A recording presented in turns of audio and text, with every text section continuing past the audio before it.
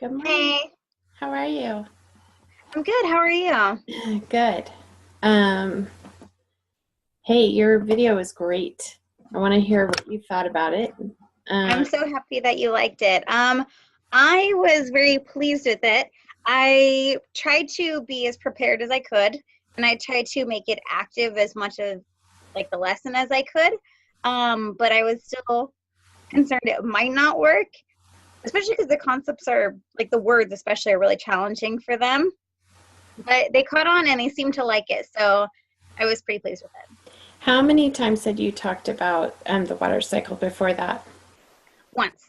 Wow, that's pretty impressive. I was pretty excited. That's actually one of the reasons I was a little concerned. I was like, okay, we do need the activities and all of this like interactive material just to like help them grasp it better, because we only discussed it once before and we did have the diagram. So it was kind of a brief overview. Like we discussed, it's called the water cycle. Here are the different parts. Here's kind of the idea of the flow. It gets hot and it breaks up. So like we kind of discussed it. But this time we tried to really like solidify it. Well, and I think it's also testimony to the fact that it's something that they can relate to. So they understand the water cycle because they see it play out, right? And Yeah. so they instantly are able to make connections to that and build in the schema that they already have. So it was good. The one question I had was about adjustments. It felt like you were checking in really intentionally with every child at different points throughout the lesson.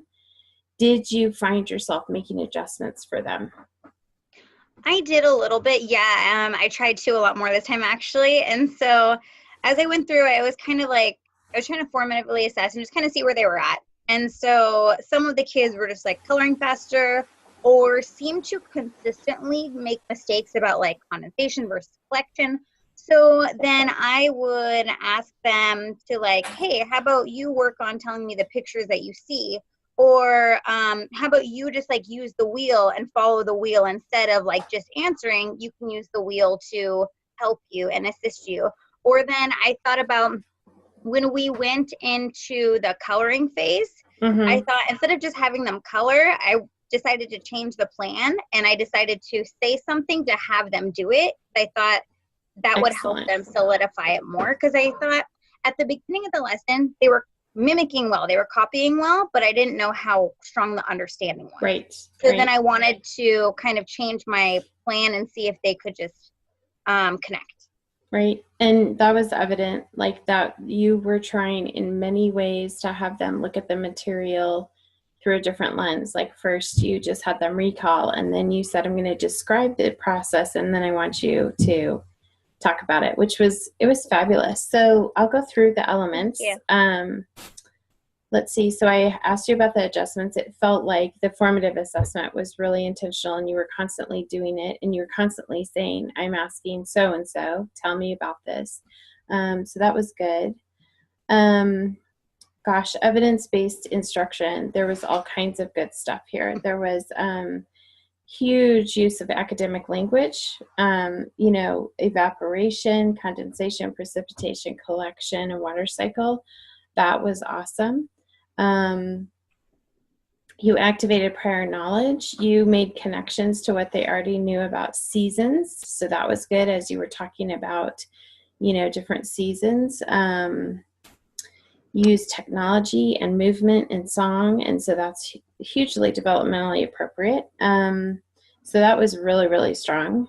Planning instruction, I just felt like I didn't see your lesson. So I'm assuming you might send that to me when we're done, just so I can take a look at it. Oh, absolutely, yeah. But it felt like this was a very well organized, planned lesson with clear objectives. So make sure you send it to me because I won't fill out the rubric until I look at that. But and your kids. I mean, that was evident too. You knew who needed to be checked in with more. Okay, sequencing of learning experiences. I kind of went through that in the evidence-based. However, you did the I do, we do, you do, and I could tell that you took to heart what we talked about, that the I do needs to be smaller and the we Mm-hmm. do needs to be much more a bulk of what they're doing to make it more student centered. So that was fabulous. Um, they they did a really good job. I mean, they're so, when they're engaged, they're so fun to watch, you know, and as they were talking to each other, that was really neat. They're So funny. Yeah, they're bright and they're really funny. And when I listen to the videos and I'm editing, I can hear the little conversations more. yeah. Like they say the funniest things. Well, and it's probably funnier to you because you know who they are in the history, you know, and so, Hmm. but yeah, it was great. Um, Creating learning experiences. I feel, oh, the other thing you did really well was you connected it to ordinal numbers. So, you said what comes first, second, third, fourth, also very developmentally appropriate, and you know, using that math concept of ordinal numbers. That was great. Um, and then the creating learning experience. I mean, moving from kind of, okay, guys, remember, to the video, and then to the hands on, and then to having them use the hands on to kind of describe or check in with each other. I felt like it all just really went smoothly, and it was outstanding. Thank you. Um, I'm so happy to hear that. I every time because we've been talking about like giving them more freedom and like letting them do more. yes, And I always get nervous because like I don't want them to fall off track. But then I realize as long as I like check in and guide them and like encourage them, it usually helps. And I think it helped this time because I tried to find ways if they finished early to have them like use it to like a more challenging extent and like have them like really work with each other because they've been struggling with that. And I feel like they were able to direct themselves more. They were able to keep themselves on track and help each other and be like, I don't know about that. That's not what mine looks like. And yes. it was really exciting to see that they're making that progress too. Well, Like they can check themselves. yeah, and I mean, you did such a great job in terms of switching your role from, you know, teacher to guider. You know, and some of the questions that I loved were, what picture do you have? Describe it.